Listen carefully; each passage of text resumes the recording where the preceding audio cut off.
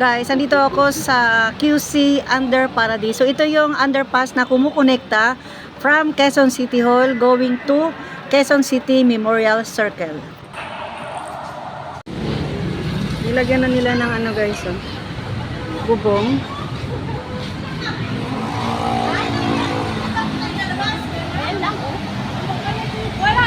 Under construction pa din.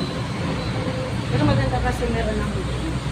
Ang Under Paradiso guys ay paraan ng pamahalang lungsod na ipaalala at ipaunawa sa atin na mga publiko ang kagandahan ng kalikasan at kung bakit kailangan natin silang pangalagaan at protektahan.